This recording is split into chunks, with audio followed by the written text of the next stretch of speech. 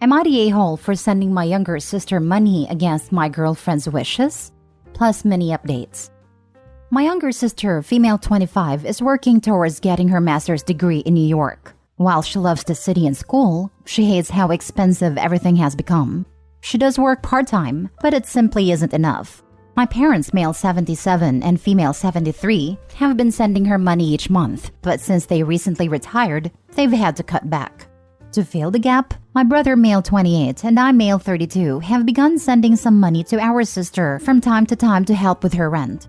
I have a well-paying job and a close relationship with my sister, so I'm happy to help where I can. However, my girlfriend, female 30, has expressed her dissatisfaction with the arrangement.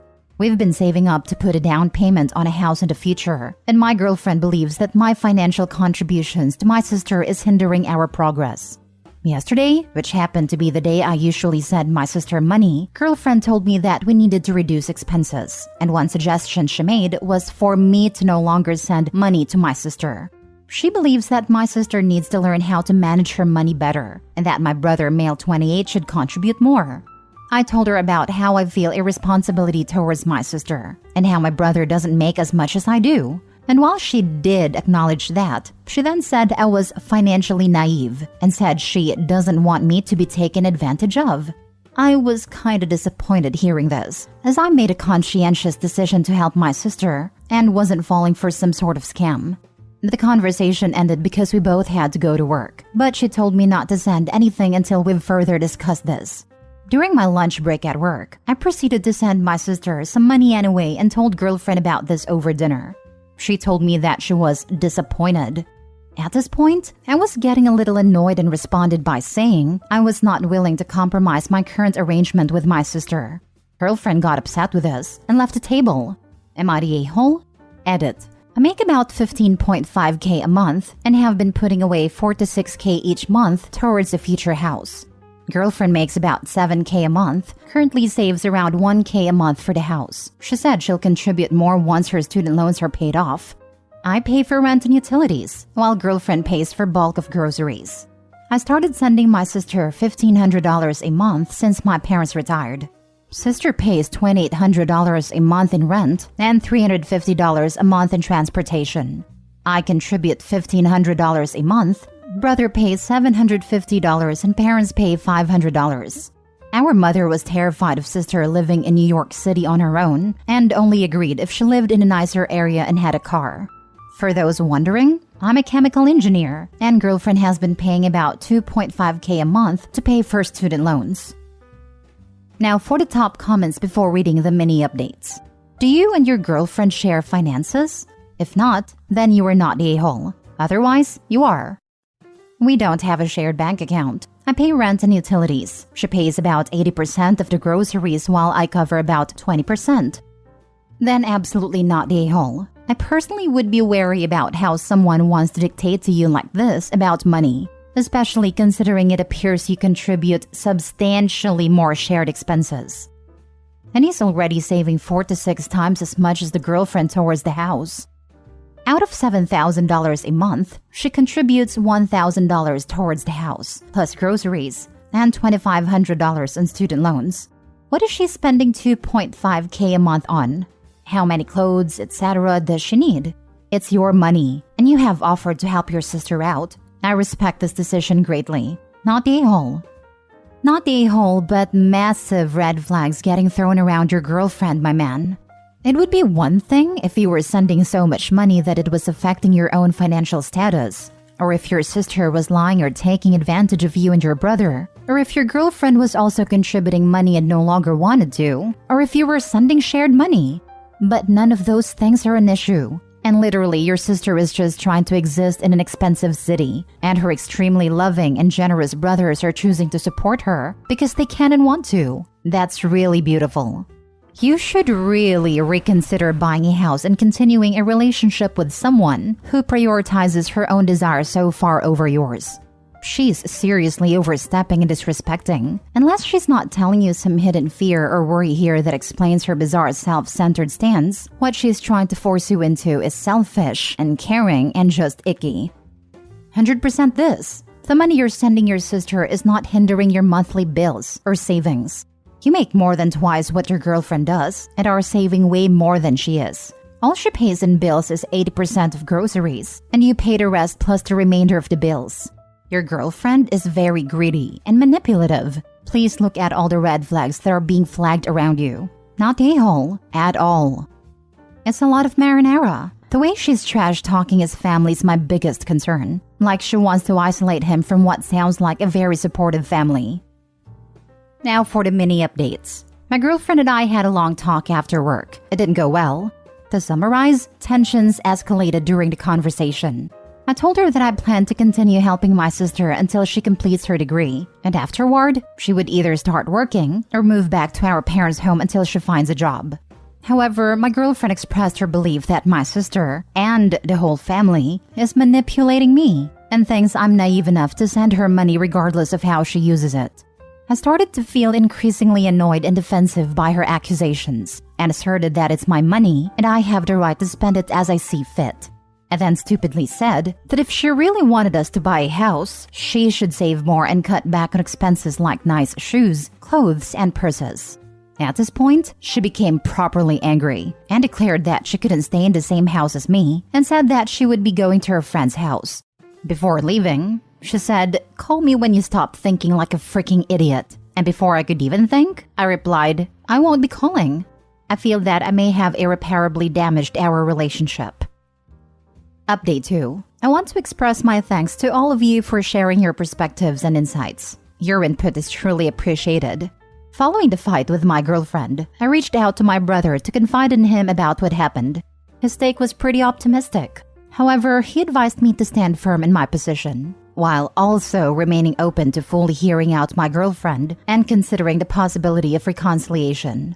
He cautioned against contacting girlfriend's friend to ask about her whereabouts, as it may smell of desperation, and instead said that he would come over as he lives about an hour away, so we could spend time together over a movie and dinner. At this point, I feel drained and numb. It's been a long day, and to be honest, I just want it over. Update 3. My brother came by and brought dinner. We've been watching The Dark Knight since. Don't know why he chose that. Still haven't heard from girlfriend or her friend. Next story. Am I the a-hole for refusing to pay all the rent and bills? I have been with my partner for 2 years and lived together for 1 year.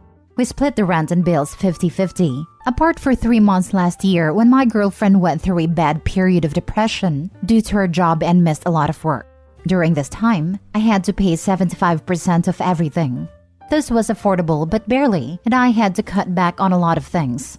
Now, my girlfriend is complaining about her job again, saying it causing her to feel low and saying she's thinking of just leaving because she hates it there.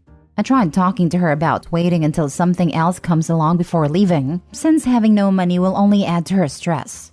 She asked if I would be able to cover everything if she left, and I said I couldn't. I pointed out if I did pay for everything, that would mean that pretty much every month I'd end up dipping into my savings, and that after rent and bills and food, I'd have pretty much nothing at all left. She just said it's something I might have to do soon, and I again said I won't be. I said, as crappy as it may be, she'll either have to stay at her current job or pay her half of the rent and bills from her savings. She accused me of not being supportive and started talking about how I knew she hated it at her job and should want to help her. I said I do help her, but that is too much to ask since she knows I can't afford it, and I should not have to dip into my savings just because she quits a job. She again just accused me of being unsupportive. Am I the a-hole for refusing to pay all of the rent and bills? Not the a-hole. What makes it okay for you to dip into your savings to pay bills, but not her? That's not how it works. Her savings are there for times she has no money coming in. If she leaves her job, this will be one of those times. She can pay from her savings and search for a new job before they deplete to nothing. Totally not the a-hole. I get why OP's partner feels desperate. I left a job last year that was really damaging to my mental health, and I completely understand the feeling of losing a little bit of yourself every time you have to go back to that office. It's awful, and I wouldn't wish it on anybody, but I kept going back until I had another job in place, because I can't afford to not have an income. It's a truly terrible reality to have to live in, but it's the one we've got, and OP's partner needs to be realistic about it, and either keep the job until she gets a new one or make sure her savings are enough to cover her expenses in the meantime. Then OP's partner should be applying for other jobs. I don't know why she, or really anyone who quits without a plan, thinks that this is a magical thing that'll just work itself out. She sounds like a freeloader. Not the a-hole. Unfortunately, she is an adult that had to be responsible for herself, whether or not she's feeling depressed. You can be supportive without literally bleeding yourself dry. If she expects this of you, that sounds like a huge character flaw. Girlfriend isn't looking for a supportive partner, just someone to financially support her. On the money. She doesn't want to work. She wants to be a stay-at-home do-nothing.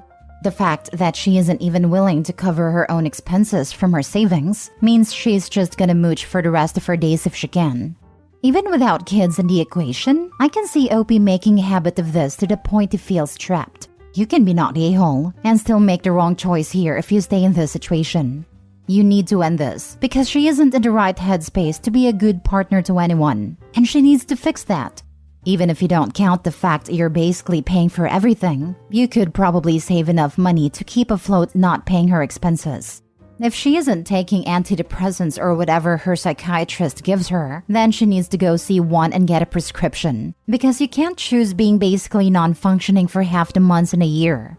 If you care for her well-being, sending her back to her parents with the suggestion she gets a psychiatrist before you consider revisiting your relationship will probably be the best thing that happens to her.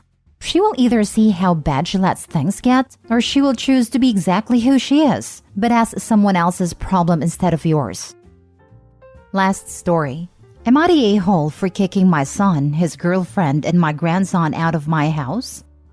I, 63 female, and my husband, 67 male, ran into an issue with my son last year. During the pandemic, his girlfriend got pregnant. He moved her in with his roommates who were not happy. The roommates left, and they resigned with the landlord just themselves. But his girlfriend couldn't/wouldn't find a job, and lost his job a few months later and couldn't pay rent. They stayed for 7 months and they got evicted. Now they have an eviction on their record, and terrible credit because they lived off of credit card. So they have thousands in credit card debt.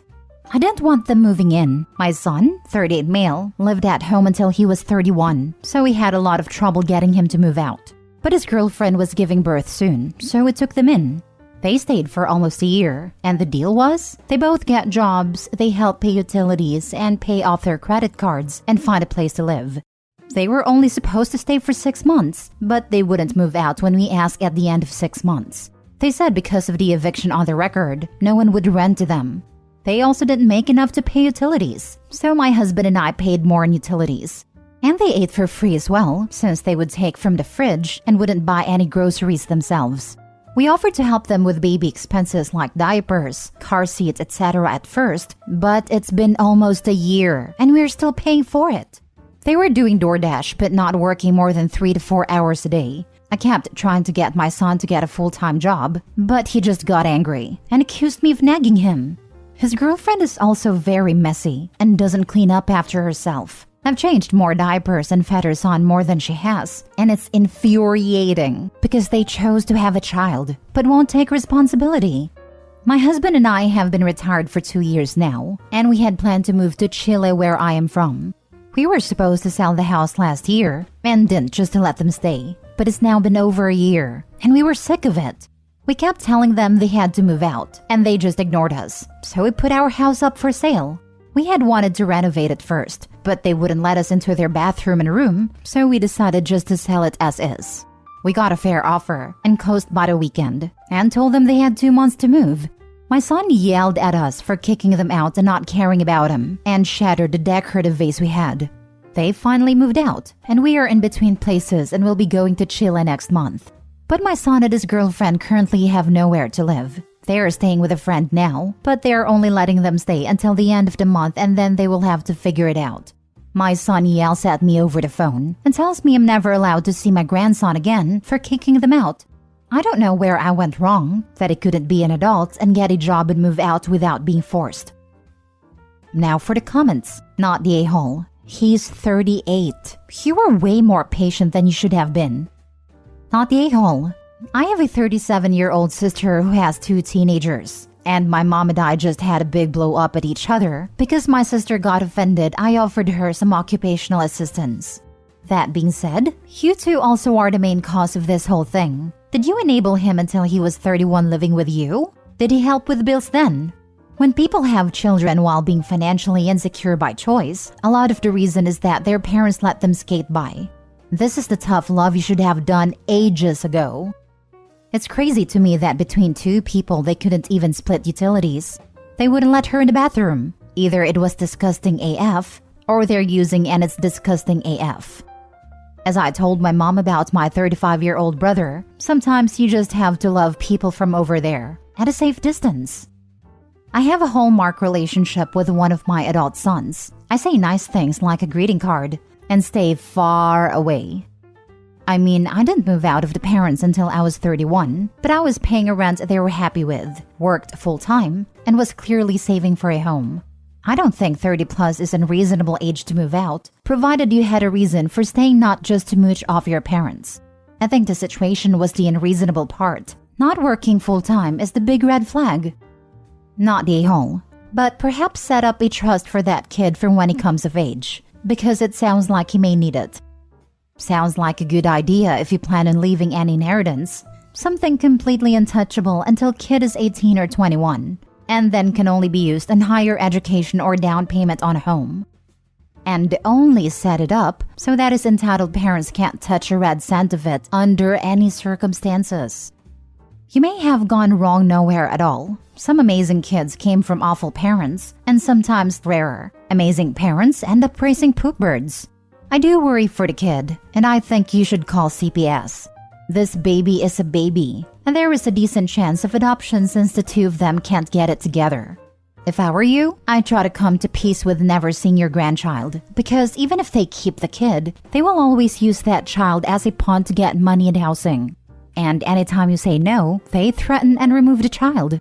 Your son is nearly 40. I'm so sorry because I know you're embarrassed. But whether you did a good job or a bad job, your job here is done.